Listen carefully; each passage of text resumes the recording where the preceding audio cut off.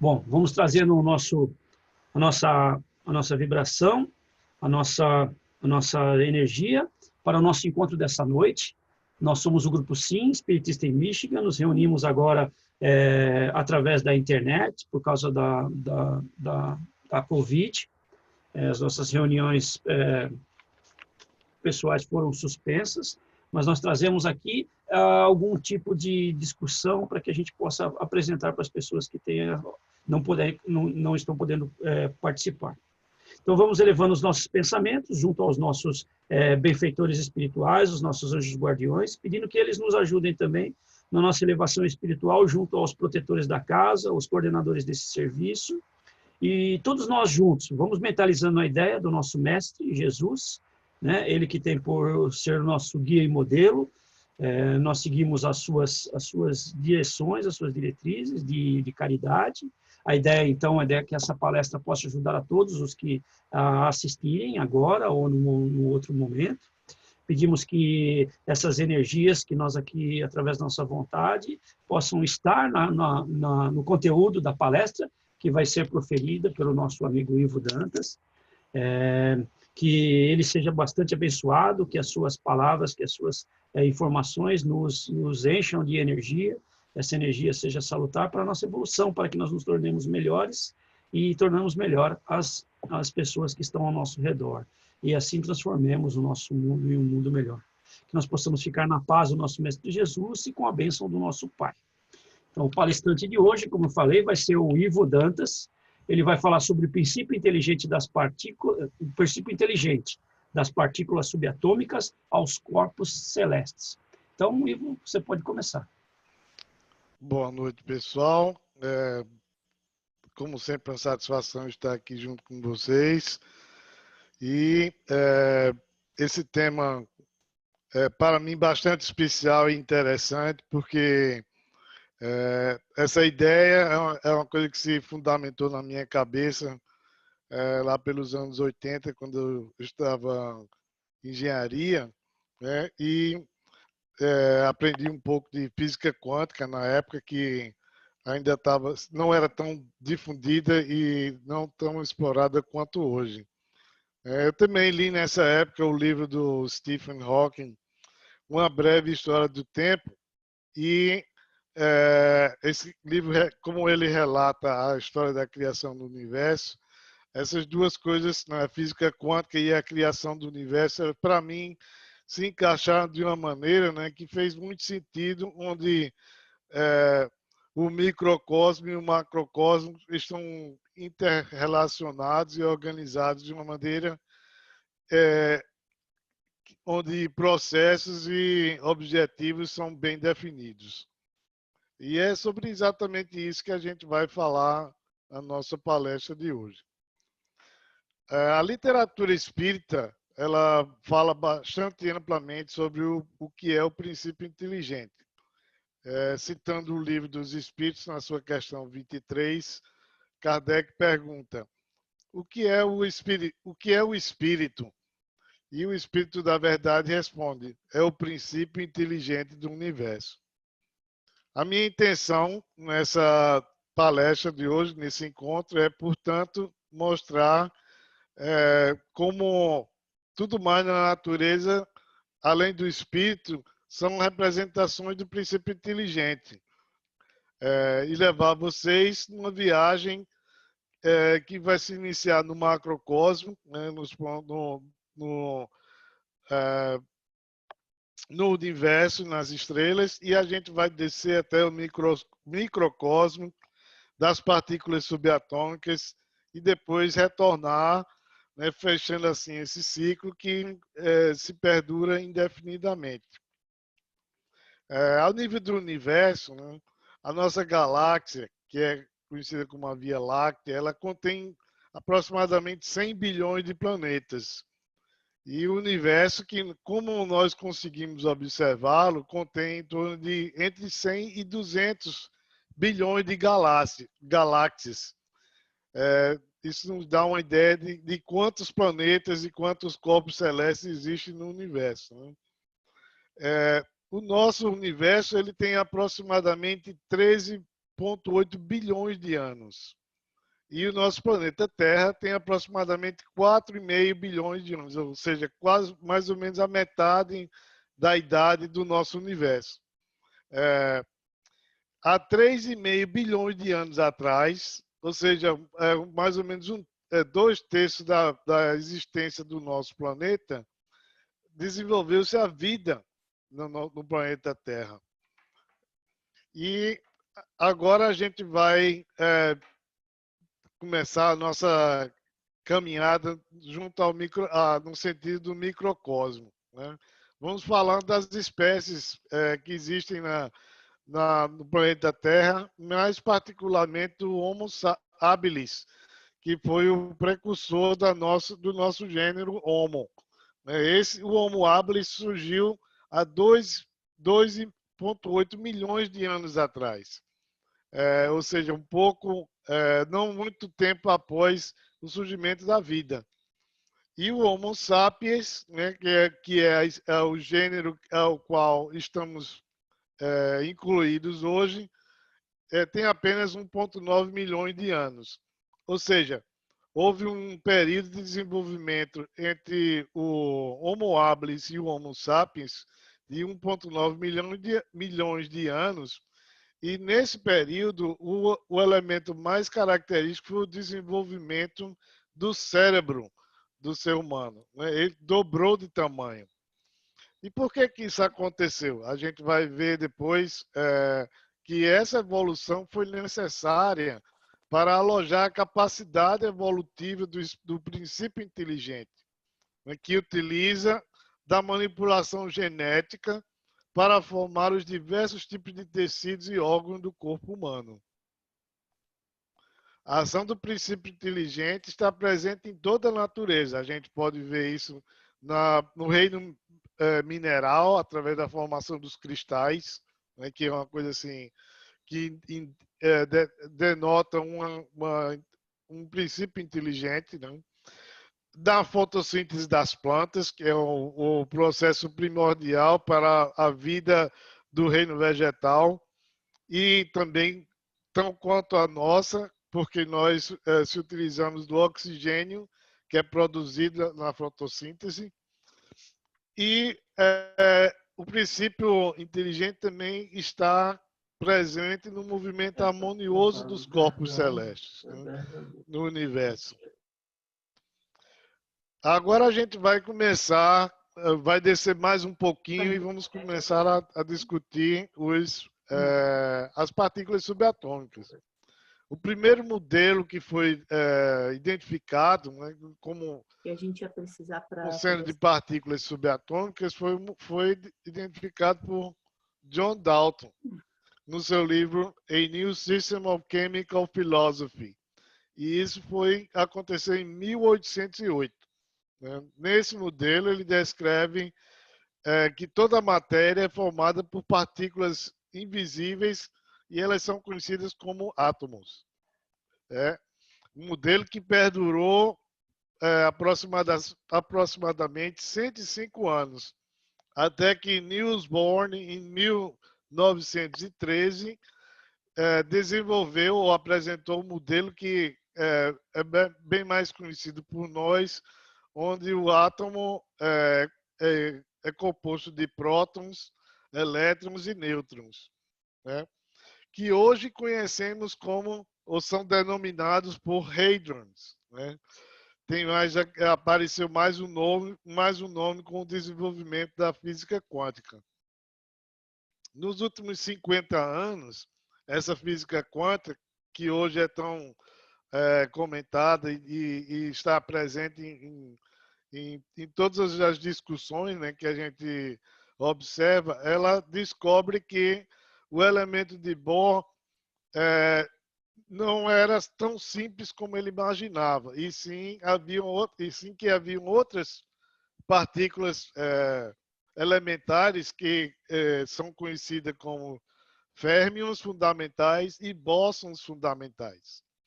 Os férmions fundamentais, por sua vez, são distribuídos em 5 tipos: os quarks, os leptons, os antiquarks e os antileptons.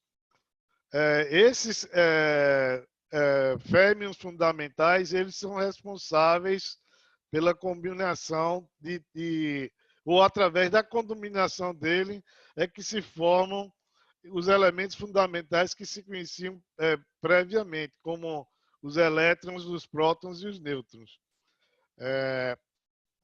E eles dão, através de combinações diferentes desses férmions fundamentais, também todos estão definidos todos os elementos químicos da natureza.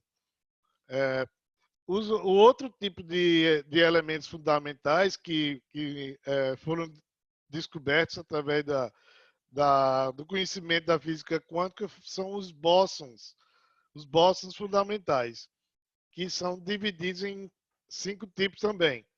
Os gluons, os fótons, Z-bósons, W-bósons e os tão comentados bósons de Higgs que foram descobertos não muito tempo atrás.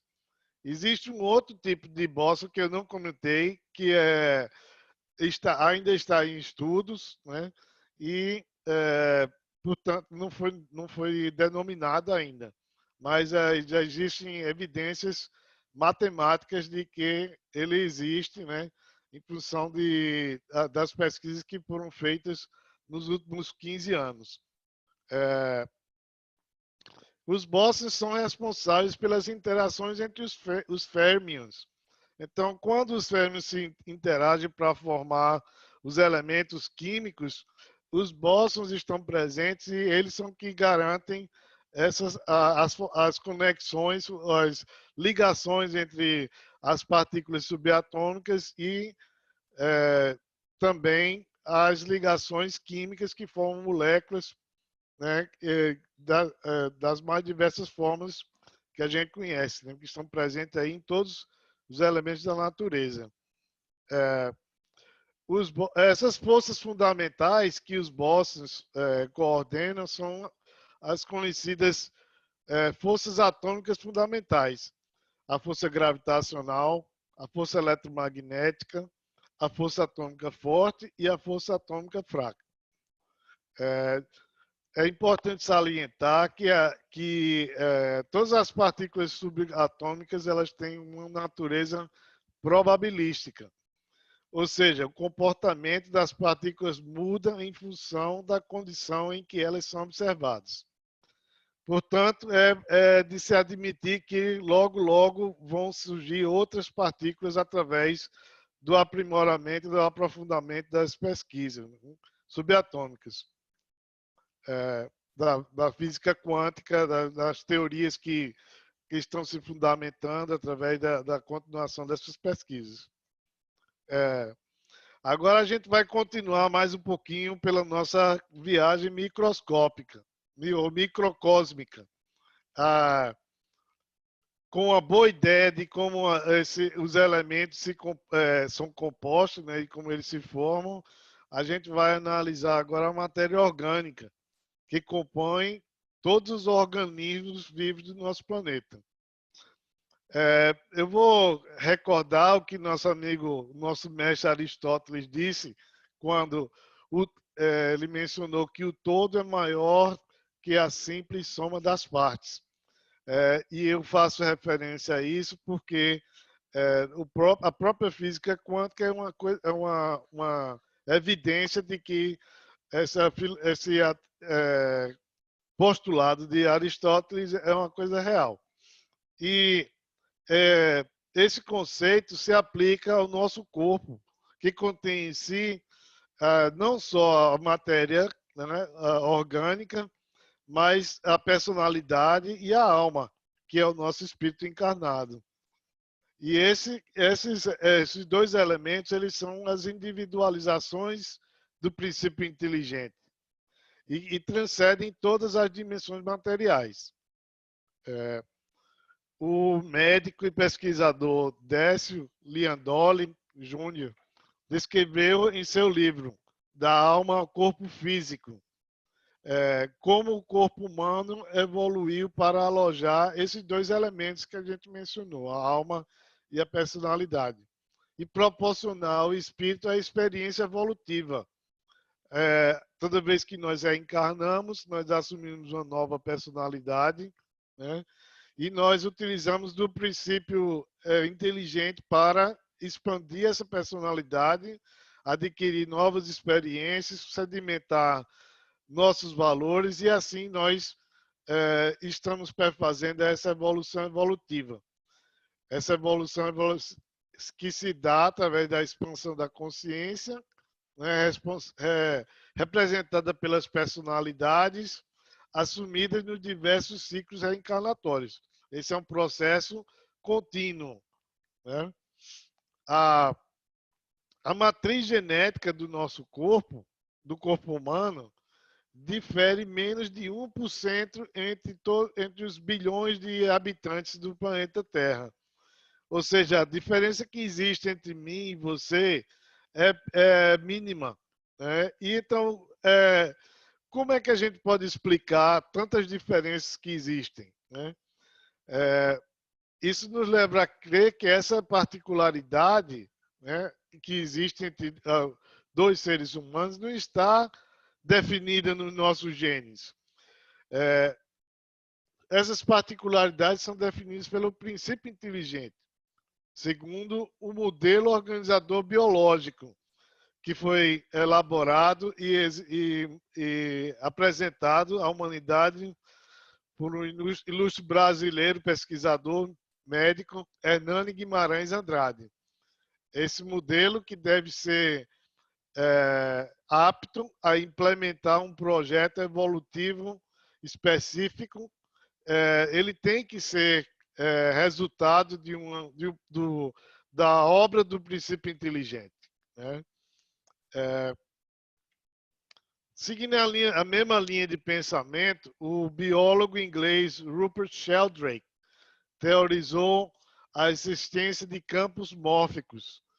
São campos de energia que atuariam exatamente na manipulação celular, formando os tecidos e órgãos do corpo humano segundo um modelo pré-definido.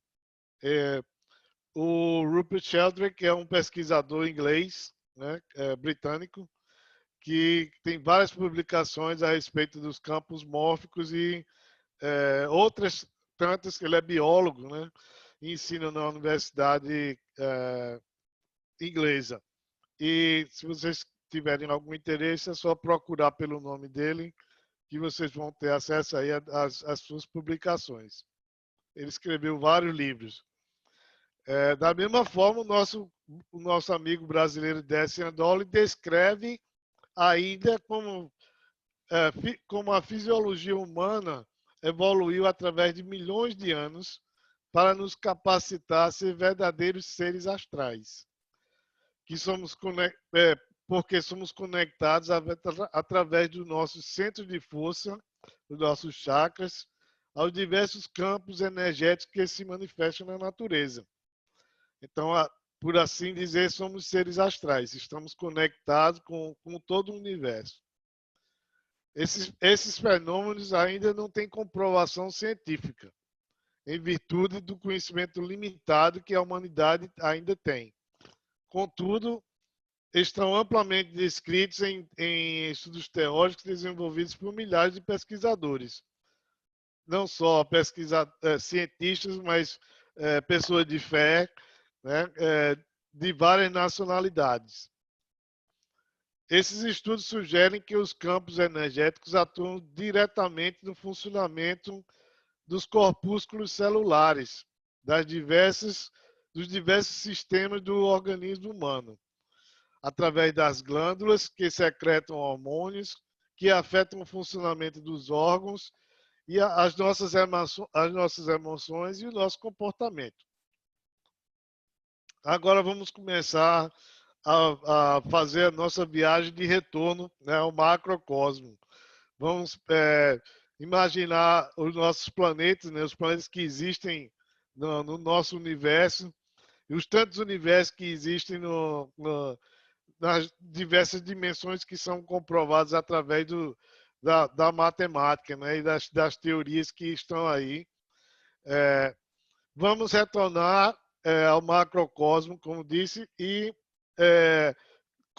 como agora com esse conhecimento de que as forças atômicas elas também estão presentes no macrocosmo e podemos entender que elas coordenam da mesma forma que elas coordenam a formação de átomos e moléculas e compostos químicos, orgânicos e inorgânicos, elas também formam o elemento material, formam todo o elemento material no universo, né?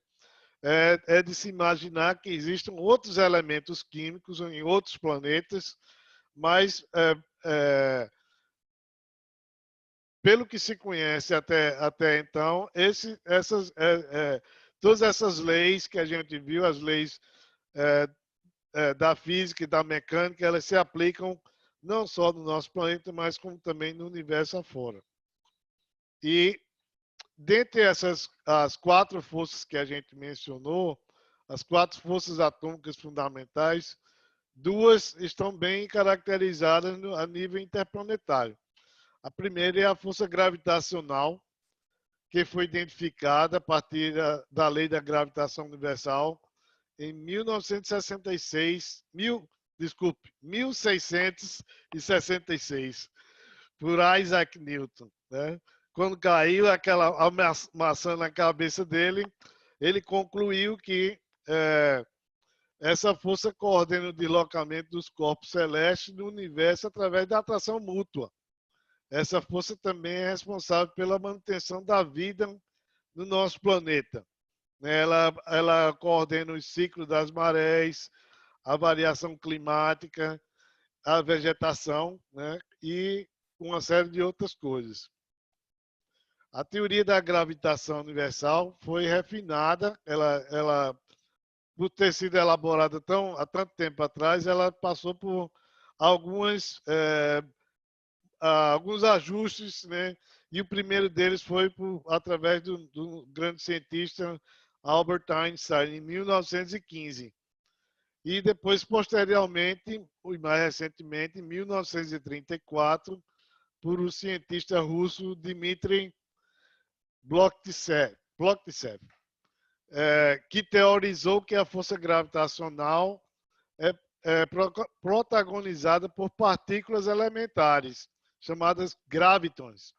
Vocês viram que eu não mencionei os gravitons quando falei das partículas subatômicas. Por quê?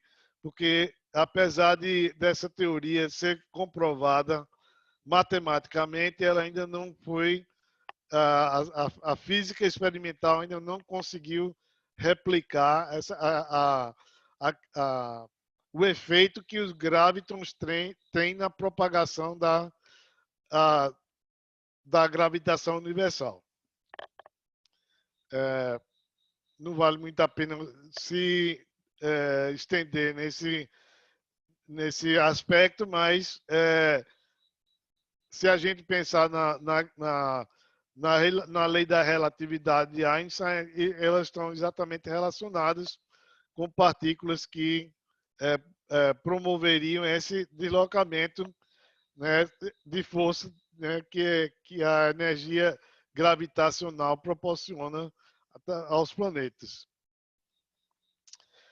A segunda força que é preponderante, força atômica, que é preponderante a nível estelar, é a força eletromagnética, que se propaga através de campos eletromagnéticos, que são responsáveis pelas interações das partículas detentoras de carga elétrica.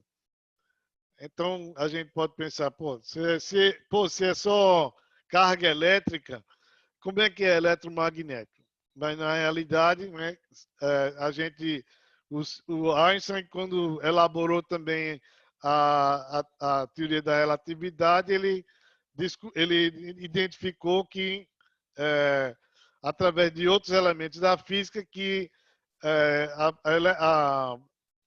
a propagação eletromagnética ela tem 2 características, que é a característica de onda, né, como se fosse elétrica, e também de massa, como se fosse magnética. E os campos eletromagnéticos eles produzem radiações, né? Como eu falei, eu mencionei a característica de onda. As ondas eletromagnéticas que são utilizadas nas tecnologias de comunicação, né? Elas são um grande exemplo disso aí. E as formas de luz, não só a luz visível, mas as luzes infravermelhas e as luzes ultravioletas, elas têm essa característica eletromagnética e são forma de radiação. Existem outras radiações, como a radiação gama, a radiação alfa, que também são radiações eletromagnéticas. E os cientistas utilizam, né, os astrofísicos, eles utilizam desse conhecimento para identificar características desses planetas que estão aí no universo afora, de acordo com as emissões ou as irradiações eletromagnéticas, eles conseguem identificar determinadas características de determinados planetas. Outra coisa interessante é que a energia eletromagnética, a força eletromagnética, ela está muito presente na vida atual da gente, né? Através de vários dispositivos, como eu falei, de comunicação, mas também nos meios de transporte, no armazenamento e na condução de energia. A literatura kardecista, ela descreve amplamente as influências e os efeitos do magnetismo. Eu acredito que vocês já ouviram falar muito dessa palavra magnetismo na literatura kardecista. E esse efeito magnetizante é exercido tanto por entidades do plano espiritual como também pelos espíritos encarnados, né? A gente comenta muito comumente assim naquela pessoa é magnetizante, né? Ela me atrai, né? São efeitos característicos do magnetismo. A literatura kardecista também relata a capacidade de comunicação telepática dos passos magnéticos e outras manifestações que podem ser associadas às forças eletromagnéticas. A astrofísica, o ramo da astronomia, amplia os conceitos de diversos ramos da física. E como a mecânica clássica, o eletromagnetismo, a mecânica quântica, a física atômica, a termodinâmica, e ela utiliza todos esses conceitos para responder às questões que são relativas às observações que a gente faz do universo. As estrelas, os planetas, as luas, galáxias, cometas e outras menos comuns, né? Se sabe que as estrelas têm alguns tipos diferentes de estrelas. Tem o protostar, tem o quasar, tem o white dwarf, o anã branca, magnetar e o pulsar. Essas estrelas, a estrela em si ela não é um planeta, ela é um conglomerado de elementos atômicos que estão a produzir um determinado efeito físico, que pode ser uma irradiação, pode ser calor, né, como o nosso Sol, ou simplesmente atrações magnéticas, né, ou de alta densidade, como é o caso dos blazers, que são centros de energia que estão localizados nos núcleos das galáxias, que se especula sejam responsáveis pela revolução, né? Da mesma forma que os planetas do sistema solar revolvem em torno do Sol, as galáxias elas giram em torno desse núcleo de energia que é o blazer. Existem também os buracos negros, né, que são centros de energia de altíssima densidade que atraem para si todos os corpos celestes que estão na sua proximidade. É tão forte essa densidade que ela absorve a luz, né? Qualquer luz que se aproxime do buraco negro é absorvida por ele. É por isso que é denominado buraco negro. Falando de um ilustre filósofo italiano que depois assumiu a pátria Brasil como sendo a sua pátria, né? Pietro Baldi, em seu livro A Grande Síntese, descreve que o universo pode ser analisado sobre 3 aspectos: o aspecto estático, o aspecto dinâmico e o aspecto mecânico, que são pontos de vista diferentes de um mesmo fenômeno, um princípio único, uma ideia central que governa todo o universo, que eu aqui gostaria de denotar como o princípio inteligente, né? Na época que ele escreveu esse livro, em 1935, pelos idos, já não se tinha tanta divulgação a respeito do princípio inteligente, ou tanto entendimento, né? E eu acho que agora a gente está quase finalizando o nosso ciclo, a nossa viagem. Já passamos fizemos esse ciclo, completamos esse ciclo aí do macrocosmo ao microcosmo, e eu acredito que vocês tiveram uma ideia de como eu vejo esse relacionamento, né, entre as forças que existem na natureza, que atuam tanto a nível das partículas subatômicas, como também ao nível dos corpos celestes que estão por aí afora no universo. Todos os elementos da natureza estão harmoniosamente interligados dentro de um modelo probabilístico, sendo o princípio inteligente o precursor das leis da natureza. Logicamente, tudo que foi criado ou decorre desta criação tem uma função e um propósito definido. Por falta de conhecimento ou limitação das nossas consciências, ainda não podemos identificar essas funções e esses propósitos, mas podemos teorizá-los, né? Temos capacidade para criar, identificar essas teorias, e se nos empenharmos nas pesquisas, inevitavelmente a gente vai conseguir comprovar essa relação entre o princípio inteligente e tudo mais que existe no universo. Muito boa noite. Espero que vocês aproveitem esse conhecimento que eu trouxe a vocês, se interessem e continuem a pesquisar para que vocês consigam responder as suas próprias perguntas. Muito obrigado e fiquem com Deus.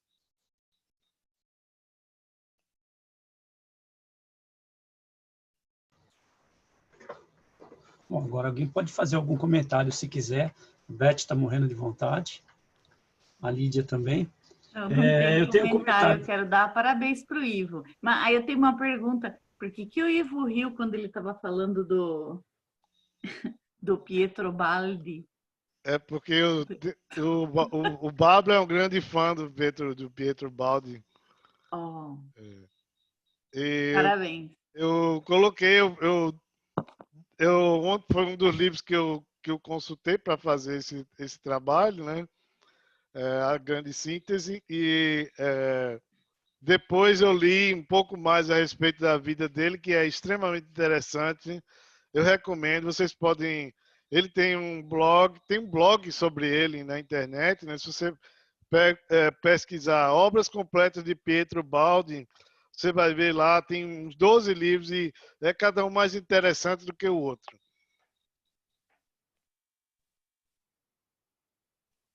Obrigada, Ivo. Muito bom. Pablo, você não tem nenhuma pergunta para fazer, não? Eu tenho, lógico que tenho, né? Bom, você colocou muito bem.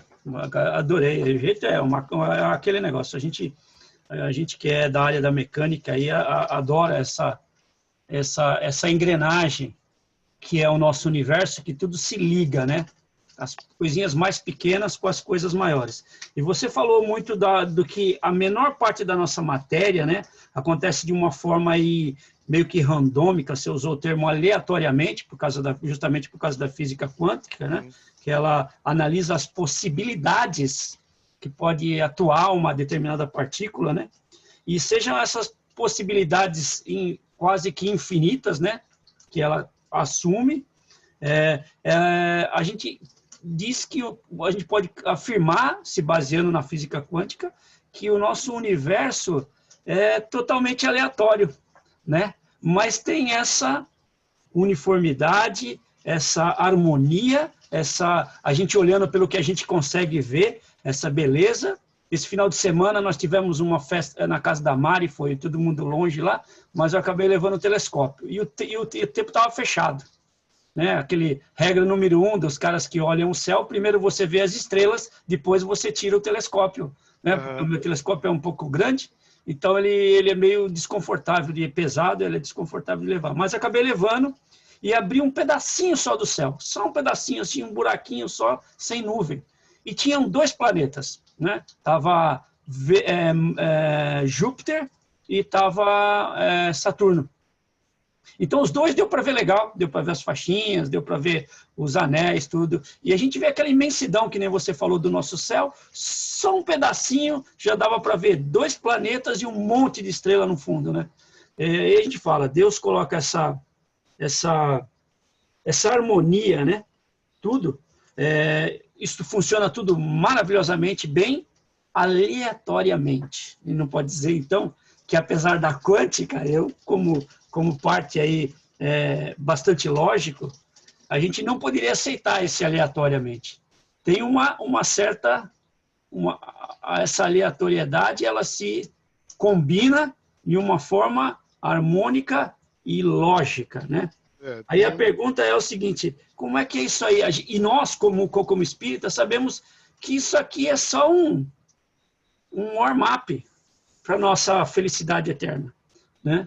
E tudo isso que a gente vê, esse universo imenso, 13 ponto alguma coisa aí, bilhões de anos, ainda se diz que vai ter mais um monte aí, né? Até ele começar a voltar de novo, né? Porque tudo é sistólico e astólico, né? Daqui, sei lá, uns 30 bilhões de anos, a gente vai voltar a ser um ponto de novo. Fora os universos paralelos que a gente tem, que pode multiplicar tudo isso que você falou por não sei mais quantos, que não se tem certeza ainda quantos são, mas são vários, né? Já se tem essa ideia de que é várias. Como é que, se isso tudo aqui é só um warm-up para a gente vir e aquecer os nossos postores, para a gente ir para a nossa vida real, que a gente acredita que é a vida espiritual, por que essa relação? Eu vou explicar para você exatamente com o que a gente viu no texto. Da mesma forma que a célula tem seus corpúsculos, né, celulares que estão lá, que cada um executa uma função, cada célula tem uma função pré-definida, fazendo parte de um tecido, que faz parte de um órgão, que faz parte de um ser, que faz parte de uma espécie, que faz parte desse planeta. Tudo isso está conectado. O nosso planeta, que faz parte de uma constelação, né, está conectada com aquela constelação. E a constelação faz parte do universo que está conectado entre todas as suas partes e nós incluídas nela. E existe algo que está muito além de todas as ciências, de todas as leis da física, né, que é esse princípio inteligente, né, que que coordena isso tudo, né? Agora, o princípio inteligente, ele não atua individualmente nas partes, né? Quando o universo foi criado por Deus, ele utilizou do princípio inteligente para que as coisas fossem criadas de maneira a que fossem perfeitas, né? Ou quase perfeitas. Porque só é perfeito Deus, né? Se existe algo que fosse perfeito, não haveria somente um Deus. Então, essa é uma das leis fundamentais que rege o nosso universo. Mas, apesar do universo ser imperfeito, ser aleatório, como disse você, ele é capacitado de tal inteligência, de tal coordenação, que tudo funciona sem que sem que a gente veja planetas colidindo a cada dia, ou que as nossas células do nosso corpo estejam se consumindo umas às outras, né? E destruindo a nossa matéria orgânica, ou que os compostos químicos eles se alterem com o tempo no reino mineral, por exemplo, né? E as rochas se deformem ou modifiquem a sua composição química. E tudo isso que existe na natureza, todos esses exemplos, são exemplos exatamente do princípio inteligente, que coordena tudo na natureza. E eu gostaria de fazer mais uma ressalva que, como eu coloquei no texto, a resposta do livro do Espírito de Verdade, que ele identifica como o princípio inteligente, como sendo o Espírito, eu, sinceramente, não concordo com isso, né? O princípio inteligente é um elemento de Deus. Deus utilizou o elemento princípio inteligente para criar a natureza. E ele está presente em toda a natureza. Como Deus criou também os espíritos também são representações do espírito inteligente, ou do princípio inteligente. Mas não necessariamente são o princípio inteligente. Faz sentido? Faz.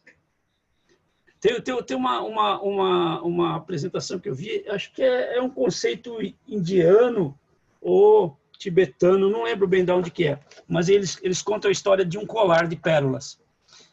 E que a pérola está lá, ela está sempre vista para ser o que ela é fora. Brilhante, a pérola, bonita, todas as pérolas estão nesse colar, estão para ser vista, para aparecer. Né? Aí uma pérola um dia meio traumatizada com o dia da vida dela, não sei o que, ela começa a querer saber o que ela é mais do que uma pérola que brilha. Então ela começa a olhar para dentro dela mesma. E aí ela encontra que dentro dela tem um furo e passa por esse furo, passa um cordão. Né? E esse é o cordão que sustenta ela. E aí ela fica muito contente com isso, porque ela passa a entender que ela não é só uma pérola que fica brilhando por fora, mas ela tem um furo segurado por um cordão. E aí, nesse ponto, ela começa a querer que as outras também saibam disso também. E aí ela tem uma conceito de que é a seguinte coisa, aí essa teoria conta do seguinte, que o corpo é a pérola.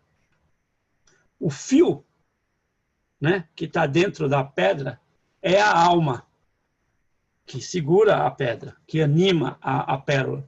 E o cordão inteiro seria o espírito, que seria o princípio. Ele não fala de princípio, né? Ela fala que a pedra é o material, o cordão é a alma e o cordão dentro da pérola é a alma.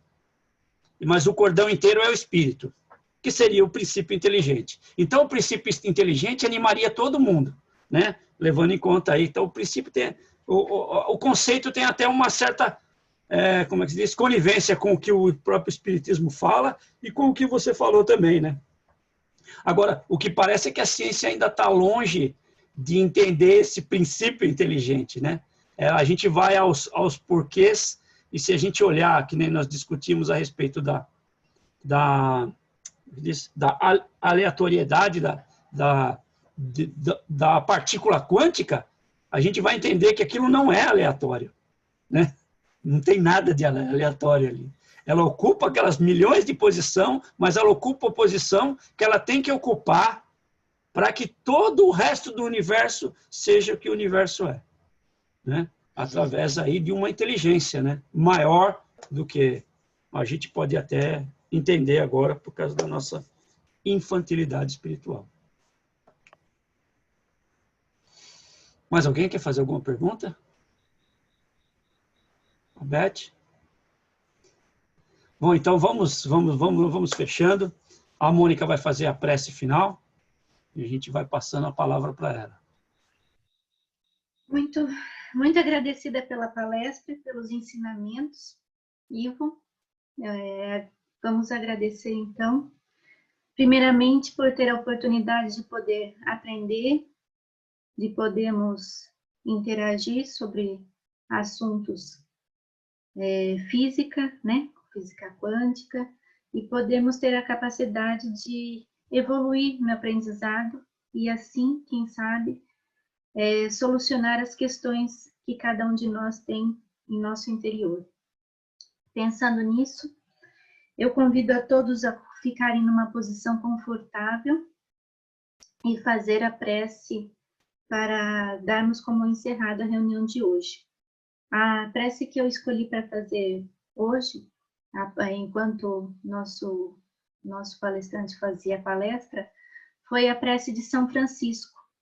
Eu acredito que nesse momento de pandemia, nesse momento que, mesmo distante, através da tecnologia estamos próximos, que possamos fazer a diferença aos que necessitam de alguma forma ao nosso auxílio. Então, Senhor, fazei-me instrumento de vossa paz. Onde houver o ódio, que eu leve o amor. Onde houver a ofensa, que eu leve o perdão. Onde houver a discórdia, que eu leve a união. Onde houver a dúvida, que eu leve a fé. Onde houver o erro, que eu leve a verdade. Onde houver o desespero, que eu leve a esperança. Onde houver a tristeza, que eu leve a alegria. Onde houver as trevas, que eu leve a luz. Ó Mestre, fazei que eu procure mais consolar do que ser consolado, compreender do que ser compreendido, amar que ser amado, pois é dando que se recebe, e é perdoando que se é perdoado, e é morrendo que se vive para a vida eterna. Que assim seja. Boa noite a todos e até o nosso próximo encontro.